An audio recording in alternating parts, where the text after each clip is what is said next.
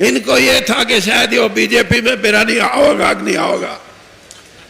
हाँ, मेरे लिए देवीलाल जी, मैं जानता हूं, मैं 1977 में एमएलए बना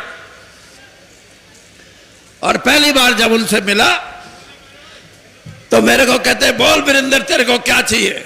मैं तो कांग्रेस में था। मैंने कहा जी मेरे को कुछ नहीं चाहिए। ने बोला नहीं, तू तेरी रगों में दीन बंधु का खून है, इसलिए मैं ये चाहता हूं कि मेरे संरक्षण में तू राजनीति में ईमानदारी से और राजनीति के अंदर सच बोल के मूल्यों की राजनीति करके आगे बढ़े। इससे बड़ा सम्मान, इससे बड़ा आशीर्वाद देवीलाल जी ने मुझे दिया। मैं आगे भी आप मेरे को बुलाओगे तो जरूर आऊंगा, नहीं बुलाओगे तो बिल्कुल नहीं आऊंगा। पहली बार चौटाला जी ने निमंत्रण दिया कि वीरेंद्र राणा भाई, मैं कोई मुझे कहे कि भाई तू इतना रह लिया, पैसे क्यों नहीं कमाए, जी तो मेरा भी करा करता, लेकिन एक बात ध्यान में आती थी कि देवीलाल जी के वो शब्द और फिर छोटू राम जी की विरासत। मैंने कहा लोग क्या कहेंगे अगर मैं डूब गया तो, हमारे को बांटने की कोई कोशिश करे।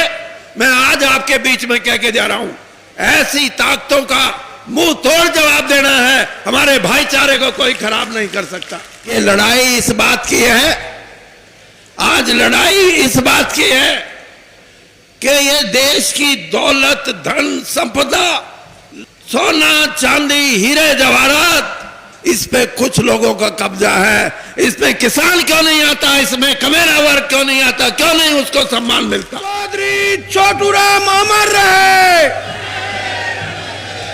चौधरी छोटू राम अमर रहे, ताऊ देवीलाल अमर रहे, ताऊ देवीलाल अमर रहे,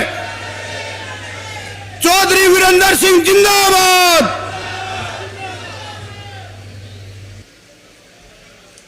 आज के चौधरी देवीलाल के सम्मान दिवस पे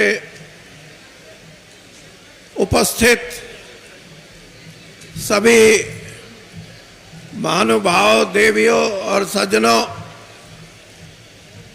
आज हमारे बीच में देश के सिर्फ पंजाब, हरियाणा या उत्तरी भारत के नहीं बल्कि सारे देश के सबसे सीनियर, वरिष्ठ और सबसे उम्रअंदाज प्रकाश सिंह जी बादल जो हमारे बीच में हैं। मैं जींद जिले का होने के नाते आपका हृदय से स्वागत करता हूं, आपका धन्यवाद करता हूं कि आप यहां आए। हमारे बीच में अभी फारूक अब्दुल्ला साहब बोल के गए हैं, वो भी वरिष्ठ नेताओं में हैं, और ओम प्रकाश चौटाला जी जिन्होंने इस कार्यक्रम को जींद की धरती पे जिसका आयोजन किया है, मैं उनका भी धन्यवाद करता हूं कि आपने जींद को छांटा इस काम के लिए। मेरे बहुत ही पुराने साथी भाई जगमीत बराड़, हम दोनों लंबे समय तक कांग्रेस में रहे, अब ये अकाली दल में हैं और मैं बीजेपी में हूं।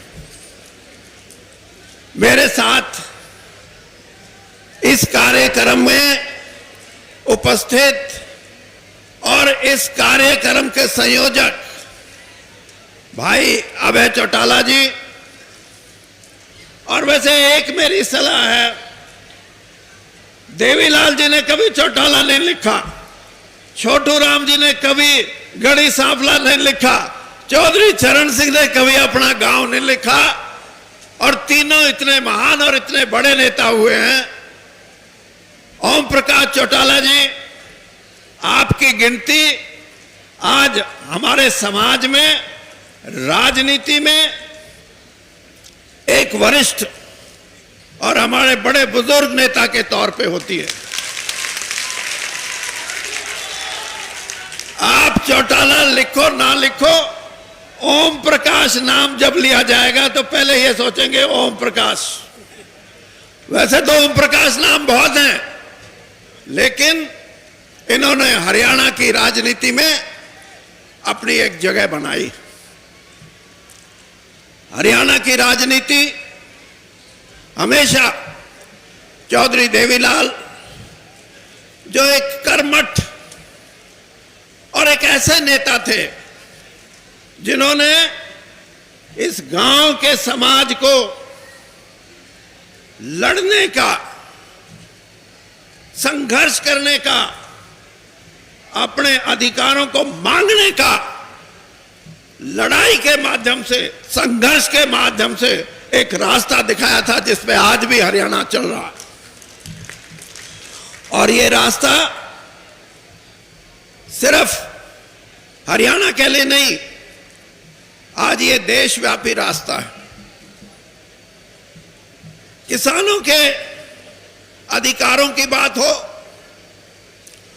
नौजवानों के भविष्य की बात हो, और महिलाओं की, इनके अधिकारों की बात हो, इन अधिकारों को देश की आजादी से पहले किसान ने तो यह समझ लिया था कि भगवान ने ऊपर से उतार तो दिया, पैदा तो हो गया, लेकिन यूं ही घुट घुट के मर जाना है। उसकी आत्मा में एक संकोच पैदा हो गया कि मेरा तो कोई समाज में जगह ही नहीं है। उस वक्त दीनबंधु छोटूराम जी ने उस किसान को झकझोरा, उस कमेरे वर्ग को झकझोरा और उसको कहा, नहीं, तुम बेचारा नहीं है, मैं तेरे को राज का मालिक बनाऊंगा, तू लड़, तू उठ और तू अपने काम में किसी की परवाह मत, भगवान तेरे ऊपर है, तुझे हमेशा कामयाबी मिलेगी। इस चीज को पैदा किया आज से 100 साल पहले उस महापुरुष ने, और उस काम को आगे बढ़ाया चौधरी देवीलाल ने।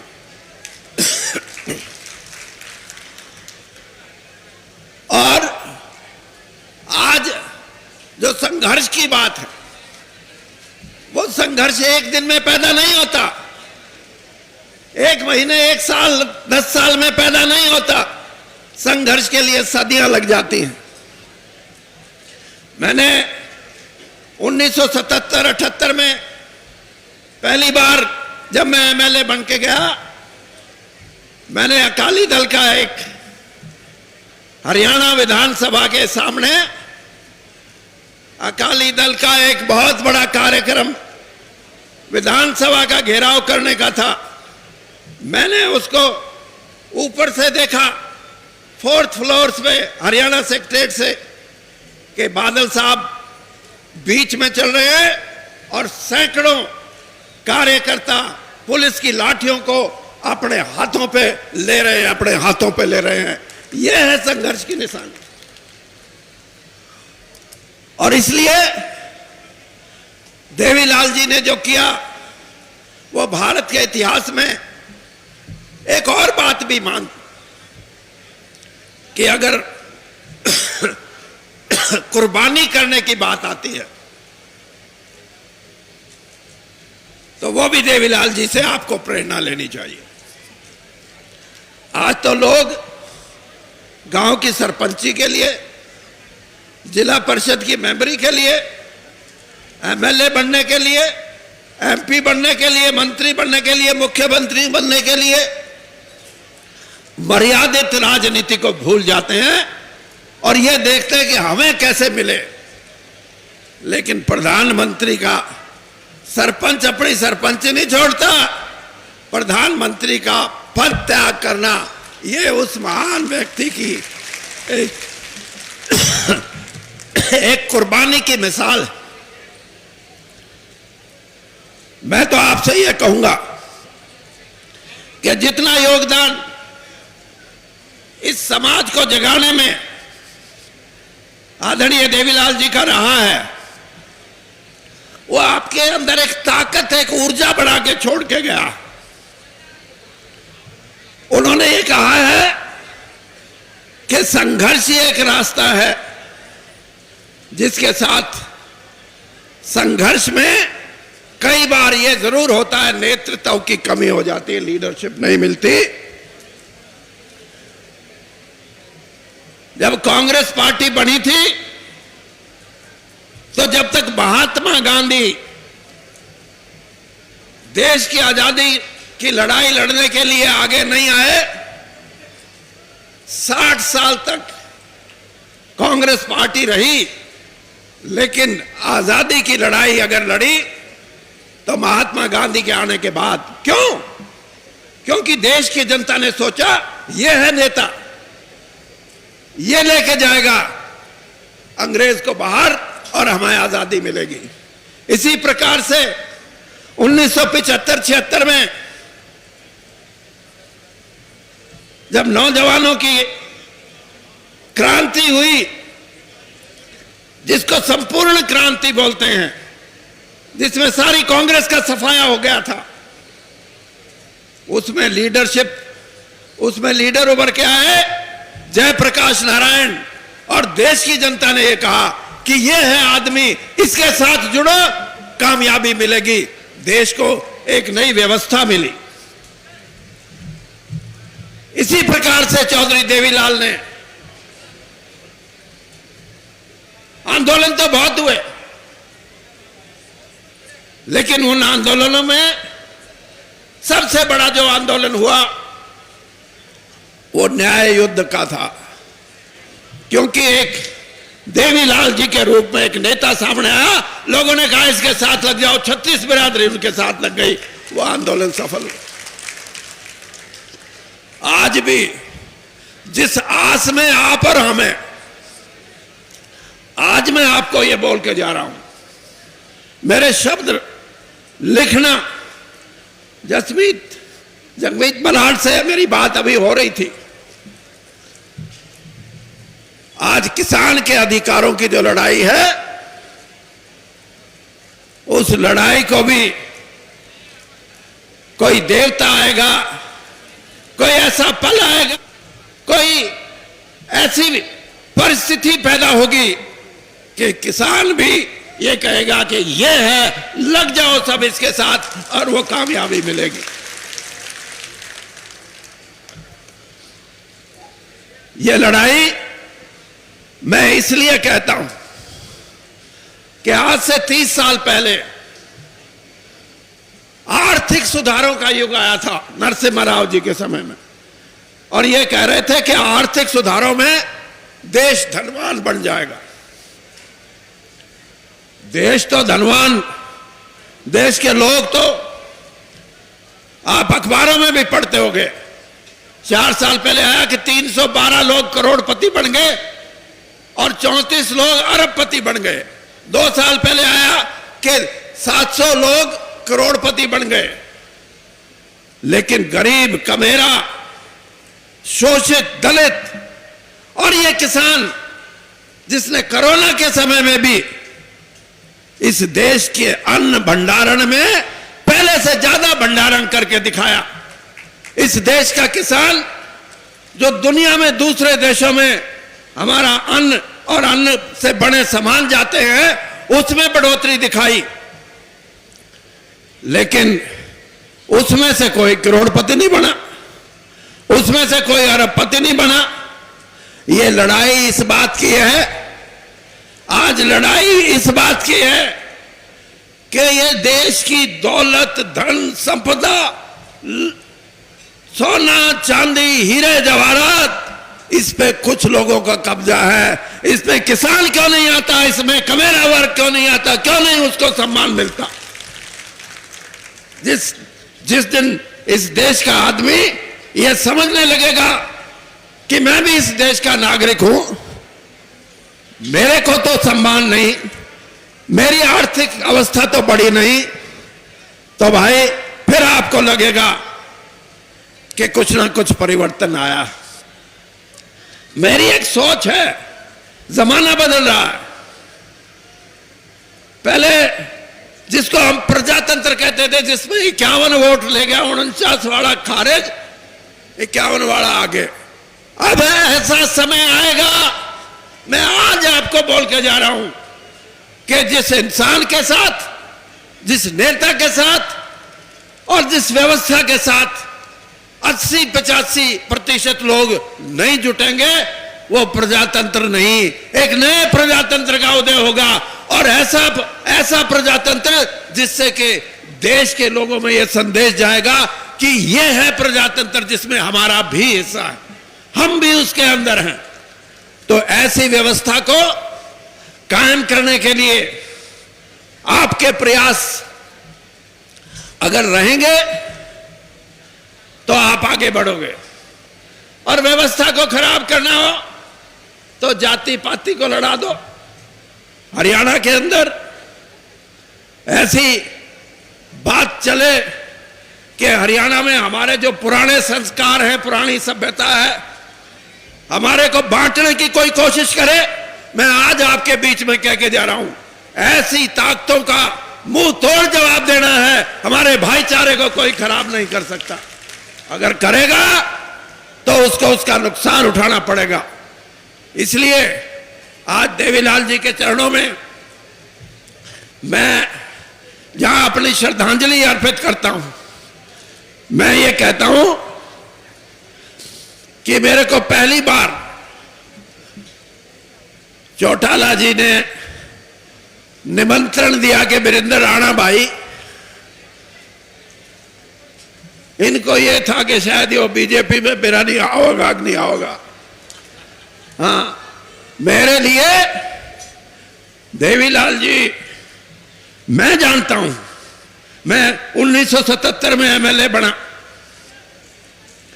और पहली बार जब उनसे मिला तो मेरे को कहते, बोल वीरेंद्र तेरे को क्या चाहिए। मैं तो कांग्रेसी में था। मैंने कहा जी मेरे को कुछ नहीं चाहिए।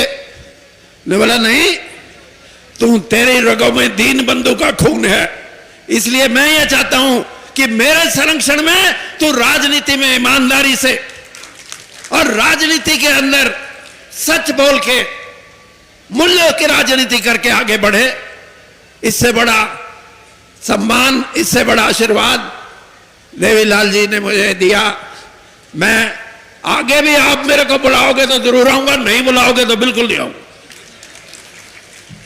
और ये जो उनकी देन है, ये देन, मैं, कोई मुझे कहे कि भाई तू इतना रह लिया, पैसे क्यों नहीं कमाए, जी तो मेरा भी करा करता, लेकिन एक बात ध्यान में आती थी कि देवीलाल जी के वो शब्द और फिर छोटू राम जी की विरासत।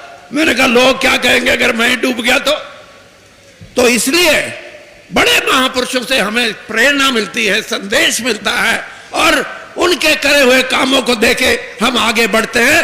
तभी हम कहेंगे कि इस देश के अंदर एक नई राजनीतिक व्यवस्था जिसमें 80 से 85% लोग एक ही विचार के साथ आगे बढ़े, ताकि देश आगे बढ़े, उसमें बंटवारा ना हो। तो मैं आपसे विदा लेते हुए एक बात कहूंगा।